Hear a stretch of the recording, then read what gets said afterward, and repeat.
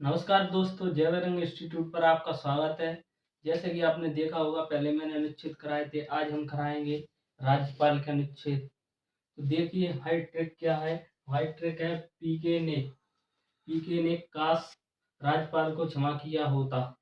पीके ने काश राज्यपाल को क्षमा किया होता। तो हम कैसे याद रखेंगे, जैसे केंद्र में राष्ट्रपति होता है, उसके नाम पर सारे कार्य होते हैं, वैसे हमारे राज्य में राज्यपाल के नाम पर सारे कार्य होते हैं। तो देखिए हम, और राज्यपाल, हमारे देश का राज्यपाल एक या एक से अधिक राज्यों का राज्यपाल हो सकता है। और हमारे करंट के राज्यपाल हैं श्री मंगू भाई पटेल। तो आइए देखते हैं हम अपने ट्रिक को। तो पी से क्या हो जाएगा, पी से हमारा हो जाएगा पद। पद तो हमें आर्टिकल 153 में किसके बारे में बताया गया है, पद के बारे में बताया गया है। राज्यपाल का पद कौन सा होना चाहिए।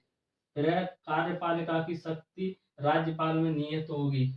कार्यपालिका है मतलब किसकी कार्यपालिका, राज्य की। राज्यपाल के बारे में पढ़ रहे हैं, राज्य की कार्यपालिका। पहले हमने पढ़ी थी कि संघ की कार्यपालिका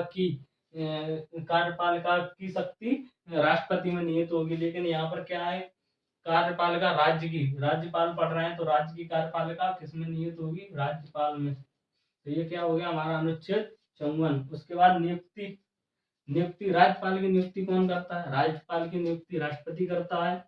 राष्ट्रपति जब चाहे राज्यपाल को निकाल सकता है, उसके लिए कोई कानून नहीं बनाया जाएगा, कोई रोक टोक नहीं कर सकता। जब उसका मन होगा तब राज्यपाल को निकाल देगा, क्योंकि राज्यपाल राष्ट्रपति के प्रसाद पर्यंत कार्य करता है। तो ये हमारा अनुच्छेद 155 हो जाएगा।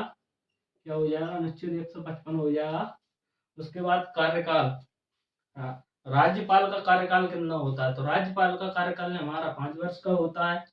लेकिन जैसे कि मैंने बताया था कि राष्ट्रपति उसे बीच में भी निकाल सकता है, क्योंकि यह राष्ट्रपति के प्रसाद पर्यंत कार्य करता है। राष्ट्रपति जब तक इसे प्रसाद देगा तब तक ही यह काम कर सकता है।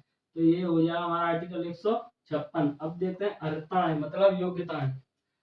राज्यपाल बनने के लिए योग्यताएं क्या क्या होनी चाहिए, मतलब ये अपना 35 वर्ष की आयु पूर्ण कर चुका हो, पागल ना हो, दिवालिया ना हो, तो यही इनकी होंगी। तो ये हो जाएगा हमारा आर्टिकल 157। उसके बाद शर्तें क्या होंगी, शर्तें होंगी भाई, ये किसी सदन का सदस्य ना हो, और इसके भत्ते में से कोई कटौती नहीं होगी।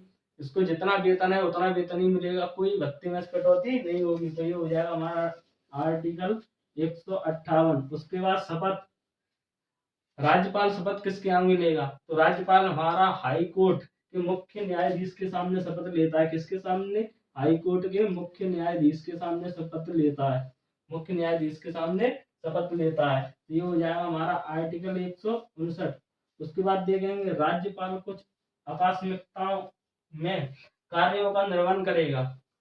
मतलब कोई सीरियस कंडीशन आ जाती है, जैसे कि शहर में दंगा वगैरह या कुछ बड़ी प्रॉब्लम होती है, तो राज्यपाल राष्ट्रपति से बिना पूछे ही अपना निर्णय ले सकता है। उस समय वो क्या कर सकता है, कानून बना सकता है, लेकिन कानून सही होना चाहिए। तो वह बिना पूछे भी अपना कानून बना सकता है। तो यह आवश्यकताओं में कार्यों का निर्वहन करेगा। ये हो जाएगा हमारा आर्टिकल 160। अब देखते हैं हम क्षमादान दंड को कम करने का अधिकार। क्षमा करने का अधिकार राष्ट्रपति को होता है।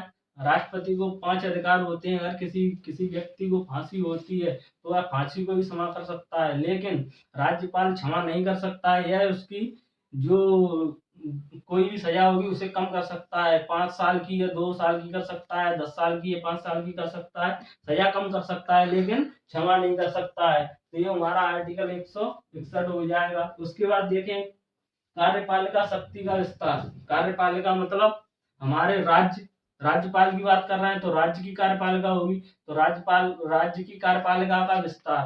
तो ये हमारा क्या हो जाएगा, ये हो जाएगा हमारा आर्टिकल 162। तो देखिए हमने आर्टिकल 153 से 162 तक याद कर लिए हैं। उम्मीद करता हूँ आपको यह वीडियो अच्छी लगी होगी। हमारे जय बजरंग इंस्टीट्यूट पर प्लेलिस्ट बनी हुई है, तो आप स्टैटिक जीके की प्लेलिस्ट देख सकते हैं, और वहां पर जाकर हमारे चैनल पर जाइए। मिलते हैं अगली वीडियो में, तब तक जय हिंद जय भारत।